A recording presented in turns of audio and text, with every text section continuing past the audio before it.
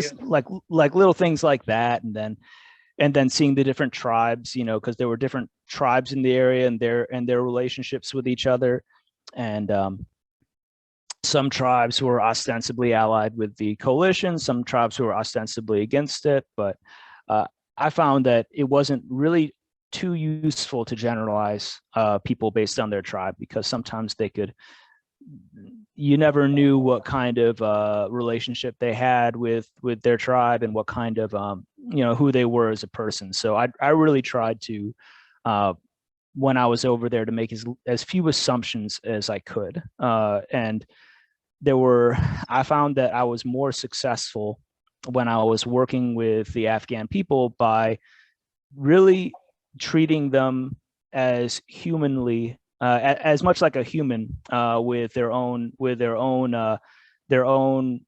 you know, personality as much as possible, rather than taking guidance from things that I had been told or things that I had read somewhere.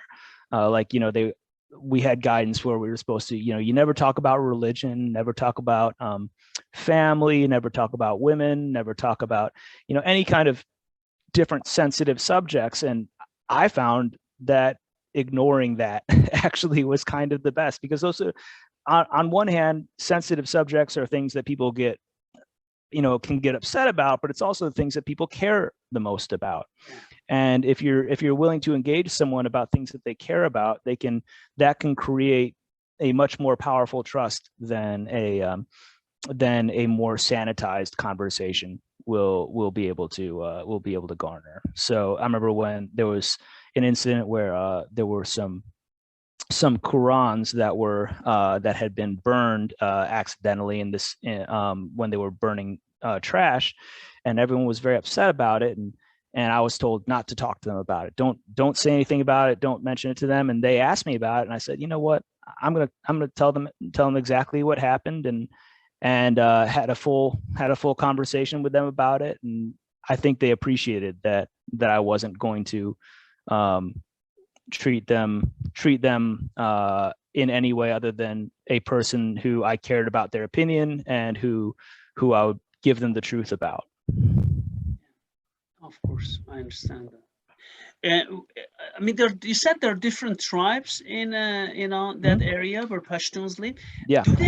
Can you tell by the way they dress they come from different tribe, or you can't? So there was the two tribes that were in the Spin Boldak area that at least the majority of the people that I interacted with fit into. There was the Achekzai and the Nurzai. And the Achekzai were supposed to be the wealthier and more coalition affiliated tribe, and the Nurzai were the less wealthy and more tended toward being allied with the Taliban. But I had people in both tribes, and I think it was generally true that the Achekzai were wealthier and higher status people. But by just looking at someone, I think it would probably be a little bit hard to tell, other than probably their social status and maybe who they might be hanging out with, because a lot of them, they dressed very similar, and most of the Afghans that I dealt with were lower enlisted members of the Afghan Border Patrol, so they weren't necessarily super high status people anyway. They were all in the same job, so they probably had more in common through upbringing and socioeconomic situation than they had things different than based on you know, their tribe. So I really don't. They might be able to tell you that. They probably might be able to notice the nuances of that, but I never really got the nuance of it. But I'm pretty sure most of the people in power in that area were in the Achekzai tribe. But another thing that was kind of interesting about that was that for very few of the people that I knew there were really, if you had any money, you also lived in Pakistan as well as Afghanistan.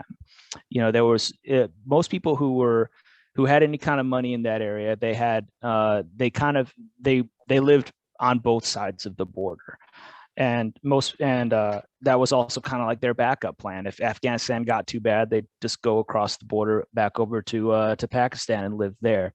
At least in that part of the country, it was, I think, being a Pashtun was probably more important than being an Afghan or a Pakistani. I see. I see. So, Do and they also need, one thing that a lot of people, excuse me, do they need go a ahead. visa to go there and live there? Or they just live? I mean, okay, forget the question. I think it was more just live. They probably had some sort of ID to go across the to go to different sides of the crossing, but I think it really didn't seem like it was as hard of a border, at least as far as being able to just move across without having guns or whatever, as what we might think of it. But yeah, there was another thing that people often don't know about Afghanistan is that a lot of the industry over there is Pakistani owned anyway. So like Roshan, the phone company that people use over there, that's a Pakistani phone company, and and so most of their telecommunications were Pakistani owned, and then the TV that they watched, the television they watched was all those stations were mostly in Pakistan. So it's really, in a lot of ways, where we were at, for most intents and purposes, a lot of the culture that they engaged in was Pakistani culture anyway. Yeah. Wow. So, but it was a really interesting part of the country. Not a lot of how to put it, not a lot of doesn't get the same amount of airplay as in the mountains up near where the movie Restrepo took place, or in the far north where the Northern Alliance and the clashes with the Northern Alliance happened. I think the only pop culture thing in the United States or in the West that I can think of that happened in the area where I was at is a Canadian movie. I think it's called like the Hyena or like Jackal Highway or something like that. It's a Canadian military movie about people in that area, which was in around the time frame that I was in it. So it's a different area,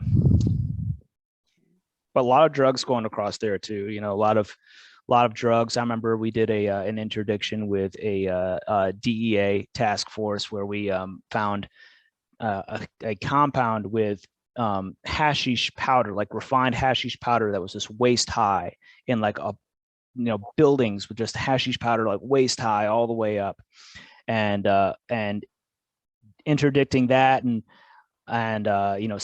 thinking about how much money was involved in that was just kind of mind-boggling. Of course. And you were okay. DEA was intercepting that, or getting. Okay, I understand.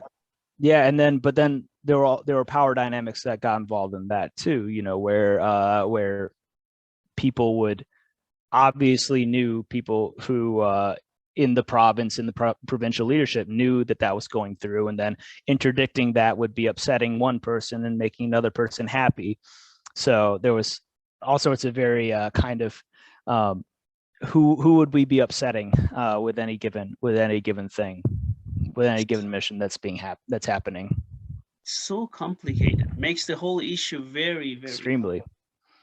You never know. Extremely complicated. Very interesting. Yeah, absolutely. Okay, thank you very much. Is there anything else you would like to share with us, Caleb? Yeah, let's see. I wrote down some things. So is it okay if we circle back to HEMA and fencing? Absolutely. So one theory that I'd be interested in kind of hearing maybe your thoughts on is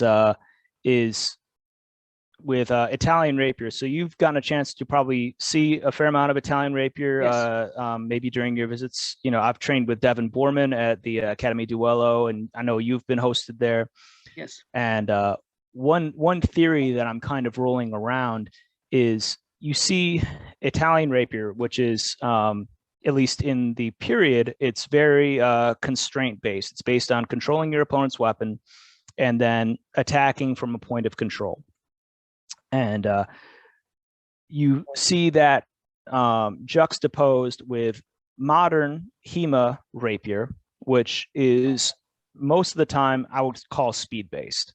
You see, it's based on speed and getting the hit first. And that to me, it's always been a curiosity of mine with studying Italian rapier as to, hey, if the former was in vogue in the period, but the latter is what people are seeing success with in competition these days, how do you explain the difference between those two things? And a current theory that I'm working with is the idea that constraint-based Italian rapier, as you see in like Giganti and Capoferro and Fabris, is something that you can scale in speed and that you can practice with relatively safely at slow speeds without a lot of protective equipment.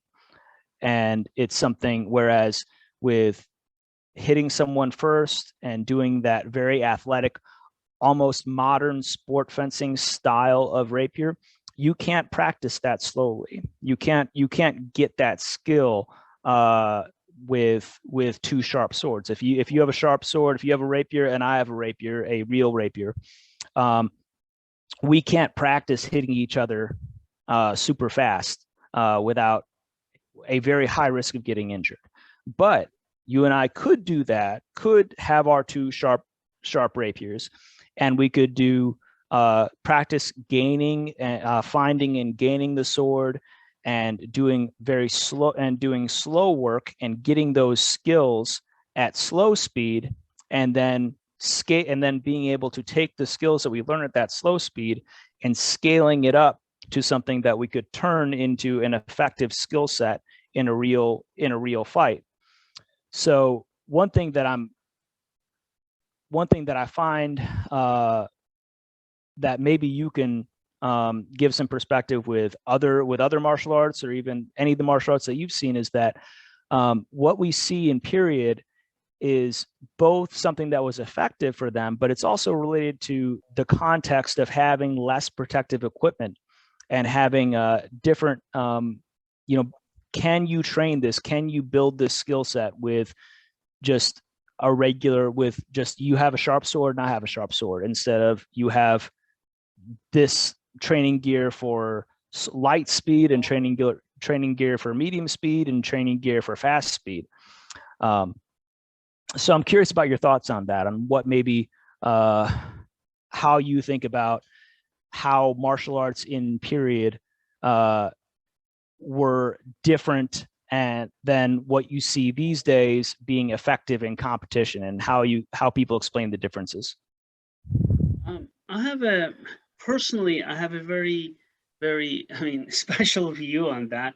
But let me just say that, and I hope my colleagues in karate are not going to misunderstand. And I like both sides. And I come from Kyokushin. I'm a Kyokushin instructor, full contact, but bare knuckle full contact. But I also respect a lot Shotokan, Wada-ryu, and the rest who control.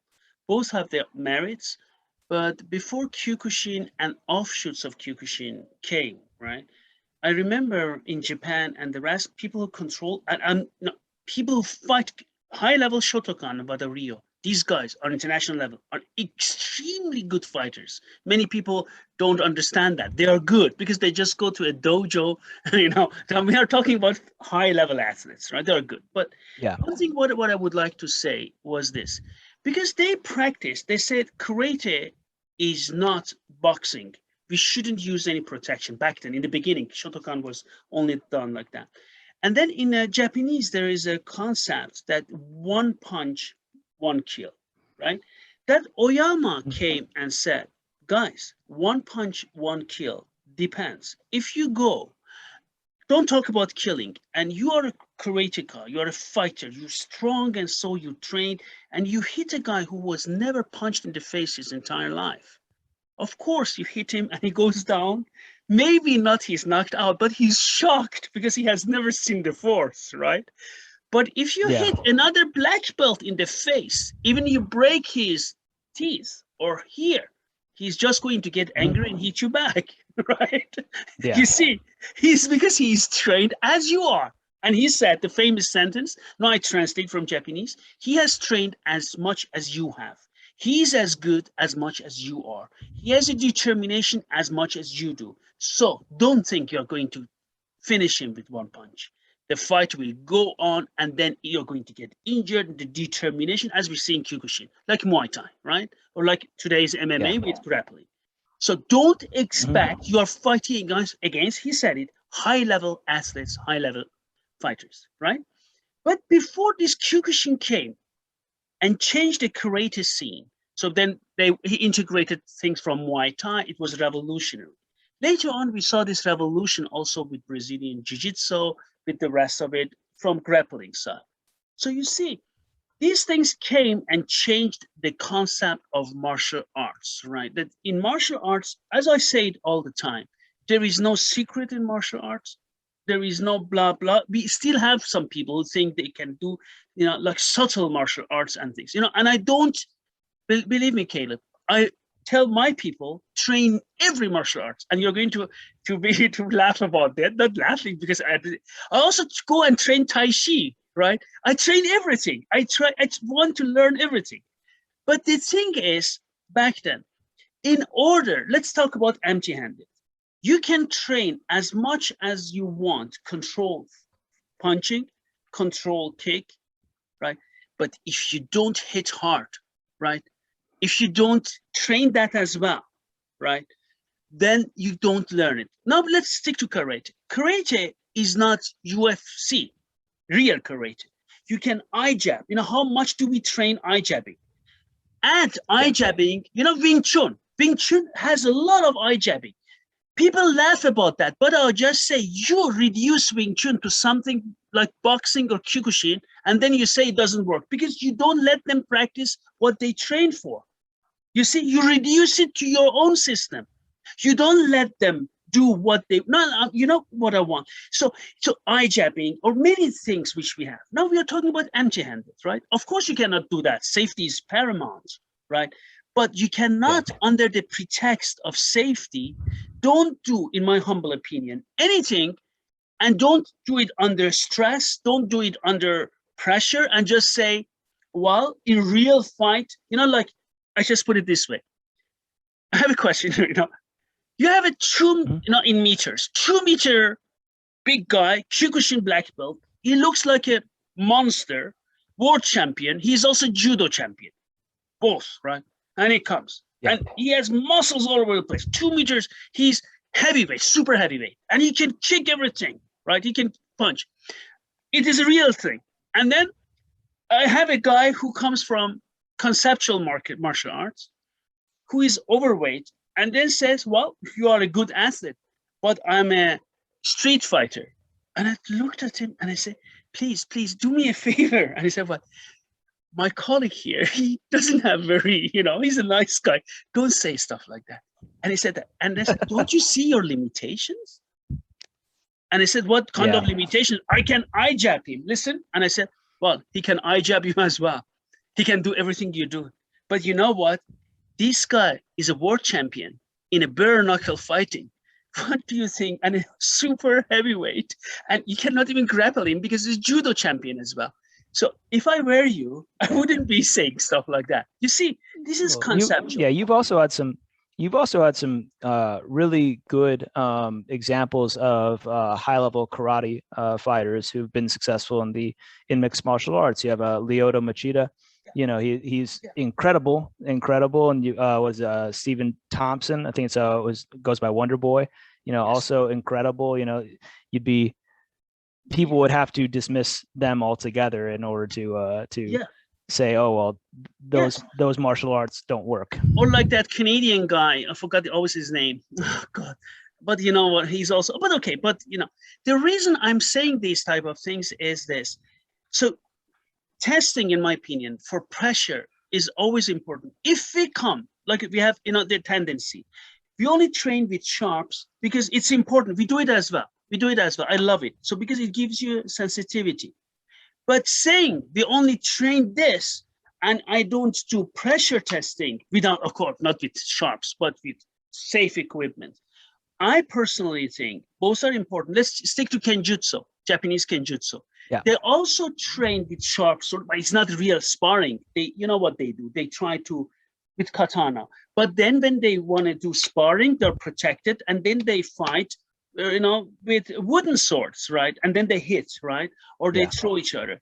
And I think both have, the whole idea is, like I was talking to an archer. That's maybe interesting. He said, archery, he said to me, archery is real because you have a target. You can practice heavy bow and shoot at a target. But swordsmanship is always not, he didn't say fake, but it's not real. And I looked at him and I said, look, I do archery, but do you think this archery you do is real archery?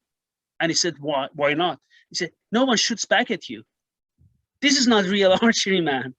You're just doing a pastime activity. Because if someone shoots at you, trust me, you're not going to do, or all these things you do, right? You're going to be afraid, my God, I'm going to be shot at with 120-pound bow, right? And you're going to be afraid. Archery is not real. What the hell are you talking about is real? It's not real.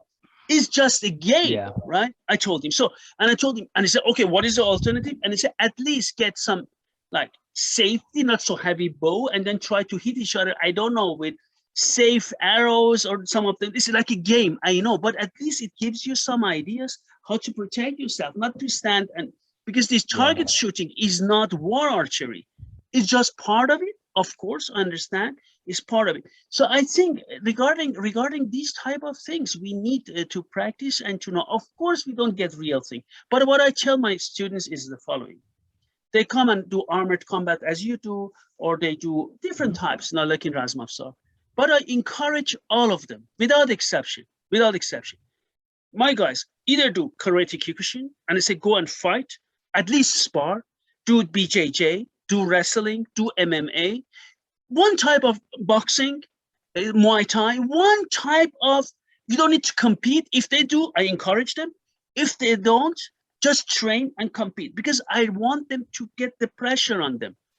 So, because this pressure, I want them, it doesn't matter, BJJ, Sambo, wrestling, MMA, Kyokushin, full contact, whatever. But, Olympic wrestling, judo, but I want them contact, BJJ, whatever. I want them to be in this contact. The best is, if they can, if they want, is MMA, of course, because they get the full package, right? But, I tell all of them, all my students in Razmafzar, all of them need to prove to me to go to our colleagues in one of these martial arts, and they train in that. Because otherwise, I said, no, I don't want you to just train Razmafzar. I want you to be in one of these fields, right? Because it is important. It is extremely important. For example, also I encourage them, as far as, of course, in Europe is regulated, you need license, but you can get a license, of course. It's not that bad as people think. But to go and get under professional, instruction, like Rich, who I interviewed, a police officer, or like Miles, or whatever, like you guys learn firearms training is also part of it. Because, very often we tend to forget, otherwise we become conceptual martial artists. And once we become conceptual, I started to train Wing Chun, and you're going to laugh about it. Why? Because I realized it improves my Kyokushin. It improves my Muay Thai. And many Kyokushin and Muay Thai, hard hitters, where I come from, what the hell are you doing? But believe me, it does. It does. It covers areas which I don't have in Kyokushin and Muay Thai. And then I told them, I'm a Greco-Roman wrestler, right, originally. And when I hit, Wing Chun, I realized many of these areas of Wing Chun is neck grabbing, right? But when you do, they spar. They never neck grab. They just try to hit like a boxer. But if you hit like that and the guy comes and gives you a hook, it doesn't work. But grab the neck. See if he can do his hook, right? You see, grab his neck like a Greco-Roman wrestler. I was telling you, Wing Chun guy, why don't you grab the neck? Yeah, we can do. No, not you can do. I know. But why, when you switch to sparring, you just try to do chain fist? Grab the neck, and he cannot hook you, right? Like a Greco-Roman guy does, And then he said, you see, so we restrict, and that's why I don't like it. Two different martial arts. compete with each other, and one of them restricts the other to his rules, then he says, our martial art wins. Yeah, under which conditions you restricted him to your own rules, right? So I'm not a big fan of that, but you see what I mean? And it goes for any martial arts. Yeah, it's interesting because reading in your book on the Persian martial arts, the Arms and Armor, about the wrestling, and about how not only in Persian culture but also in I think in some of the German treatises, they talk about how wrestling is at the heart of a lot of the is at a lot of the martial arts that they do. Learning, you learn to wrestle first, and you're a wrestler, on top of the armed martial arts that you do. And so I think that's a concept that's very old, of using other martial arts, and using and having wrestling, and having that basic building block to build on top of. So yeah, it's really interesting to see that. In Harnischfechten, my instructor Ben Bruce, he was saying that learning judo is a very valuable skill to have with going into Harnischfechten, learning how to do throws, and learning how to have that footwork, and learning how to do grabs, and how to that judo is just probably one of the best skills you can have in order to be good at Harnischfechten. And talk about Harnischfechten, maybe it's some interesting. And as I mentioned, I come from Greco-Roman, later on I did freestyle. And I was talking to a real freestyle. Freestyle, they go down. And the guy told me, I fought against best judo fighters, and they have no chance. I take them down, because that it's forbidden to go for the legs the way they do. And I looked at him, how did you fight against them? Yeah. Like what? Did they have a gi? Did you have a gi? He said, no. So you forced them into your rule, man. And I say to you as a wrestler. And I said, what? I said, oh man, if he grabs you on the gi, I want to see how you can go for his leg. You see what I mean? The way we do in wrestling. Yeah. And you see, and then I said, oh, okay, but and I said, if you are in harnish, do you think you can go for double leg or single leg the way you do? Yes, I can. I said, you dream it. He sprawls on you, get crushed, man. You need judo for that. You can. That's why, because he was making fun of these leg trippings. And I said, because judo comes also from this battlefield where you stand upright and you go down and you can bring the guy down. And I said, look, and he said, oh, you're a wrestler and you're making fun of wrestling. I said, I'm not making fun of wrestling. I'm just saying what type of martial arts for which context, man. Don't try to disparage judo now, because now you don't let him have his gi, and you do like a singlet. You go and, okay, let's wrestle, and you take him down again and again and again. So what is this? What is this, right? You see, and this is something which I'm not a big fan. I hate that when someone says, oh, this was a BJJ guy, he submitted a guy this, and I say, yeah, but under which circumstances? I love BJJ. I have been doing BJJ for 14 years. So I said, but under which circumstances? Under which circumstances, right? So I'm not a big fan of these talks, because I believe all martial arts we have are a response to certain situation. And Don Inosanto, who is now a BJJ black belt himself, he said very nicely, and Don said very nicely, he said, every martial arts is valid as an answer to a certain situation, even if it's Tai Chi. And now trying to take it out of that situation and say, put him in your situation, in your context, and I win. This is kids talk, right? And for that reason, and I'm not interested. Why I'm not interested? Because you asked me, I want, as a martial artist and my guys, to constantly improve, for day X, which might not, and I hope it will never come. But then in that day X, I want them to be prepared to defend themselves. Now, if these techniques come from Razmafzar, perfect. If they come from Wing Chun, excellent. BJJ, good. Wrestling, great. Judo, whatever. Kyokushin, Shotokan, whatever. Taekwondo, whatever. So I want them to learn and integrate. And I don't want them to say, oh, it's this and this. And I'm not interested in that. And that's why, seriously, Caleb, in Razmafzar, all of our guys, that's why many people say, oh, Every one of the students trains in 2 or 3 different martial arts. Yeah, I encourage them. I don't want them to train Razmavsar only. I don't want them. I want them to train different martial arts. I don't want them to train Razmavsar. I don't want it. I don't want it. Because there's an old Japanese concept that that I embraced pretty early on into my fencing training, which is called the Musha Shugyo. I'm not sure if I'm pronouncing that correctly in Japanese, but it's a warrior's pilgrimage where you go out and you train with different teachers. And one thing that I see constantly in the historical fencing community is that the people who are really good are the people who travel to train with different people.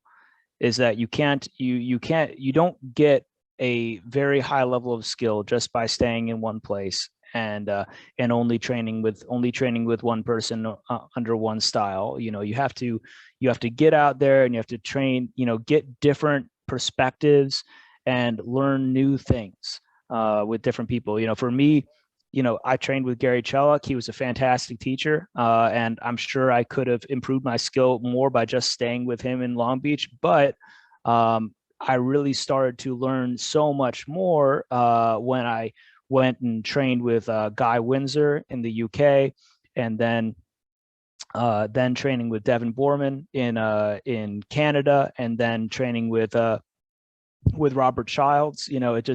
It just adds to itself and adds more and more understanding. And it's also very humbling because when someone says, oh, that person's really good, it's like, well, compared to who? You get perspective on your skill set. You get to say, instead, hey, I'm this fantastic wrestler, but then you meet someone who is a fantastic wrestler and they're this great judoka, or and then maybe they've got other stuff like glima or whatever on top of that, where you traveling and training with different styles and different teachers can, in my opinion, is critical to your improvement and your blossoming as a martial artist. Absolutely. So, back to your question, I think all of them have their merits. And also, I completely agree with you. Pressure testing is also important next to training, sensitivity training. All of them are very important, because if we don't, as you really mentioned that, it is, let's go back to, to this and talk about that. My open water swimming coach, I had 2, one in pool and one out. She told me, and she was very good technician. And she told me, listen, Manusher, you can train until the rest of your life in a pool, but you can never, ever be an ocean swimmer. And I said, why? She said, the sensation in ocean where you're afraid, because why they are afraid. You're in the military, when you swim in open water, right? In an ocean, what can happen, right? Everything can happen, right? Everything, right? Let's don't want to go into detail. Even if you have a boat next to you, that deep down. We just say to the public, oh, if something happens, we can take you back in the boat. But how fast are you to take you back in the boat? Hey, come on. Yeah. You know that. So that if you see something coming from a distance, you can do that. But if something comes very fast, human beings or human body is not fast enough, right? We know that, right? So this sensation is there. There are undercurrents. There could be ripcoes. There could be waves. There could be many things, right? So you swim. Then when you swim, there are big ships. You hear the sounds. All these things come. And you compare it to pool swimming. You see that? I said, oh, you're right. I said, you need to get out there and have this on your skin. So this is this pressure testing for us as well, right? If I just train like that, someone comes at you, that, you have done lots of martial arts. Someone, you just say, like Mike Tyson, what did he say? Everyone has a plan until he gets punched in the face. Until you get punched in the face. Right? You see, Mike says it in a very nice way, right? And then if you change, all your plans go downhill, right? Out of the window. You don't have any plan. Oh God, that hurts, right? So I think we need in the military, there's a saying in tactical circles. It's no plan survives first contact. Where you have your plan, and then first first contact happens, and now you got to have a new plan. Yes. So I think these are important to take into consideration and constantly improve. So it's always a good sign, you do have trained under many people, and keep enhancing and increasing your knowledge and your experience. I think this is the most important thing to do in any Yeah. martial arts. Absolutely, that's what we need to do, all of us.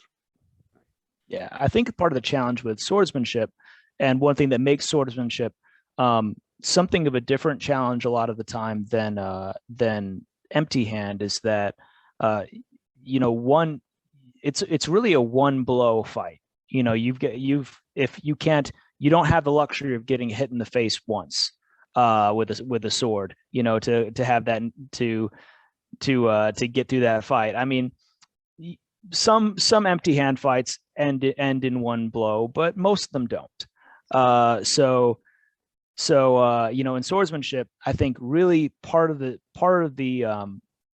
one of the real keys of becoming a very good swordsman is building that consistency, that incredible bulletproof consistency where you are firing on all cylinders immediately, and that you never get hit. And that's why distance, with one of my teachers, Robert Childs, why he's just so good. Part of the reason why he's so good as a fencer is that he never fights outside of his ideal distance. He's just always fighting at his ideal distance, always building the situation to his advantage, and never fighting in a situation where he's not in complete control. And I think achieving competitive success in fencing and swordsmanship, not like a sport fencing 15-point fight, but instead a one touch, or like a one wound sword fight. Building a skill set around that is so challenging, but can also be very rewarding by building a skill set that means that you can win a one-touch fight against, over and over and over and over and over again against so many different kinds of people. That's so challenging. And so I think that's part of the joy of swordsmanship for me. Very nice. Nicely put. Yes. Thank you very much. Caleb, do you want to add anything else to our discussion today? No, I think I've had a very enjoyable conversation. I've enjoyed talking about fencing and my military experiences, and yeah. Thank you very much. So I wish you a nice day. Hope to see you back on these channels again. Thank you. Thank you very much, Dr. Khorasani.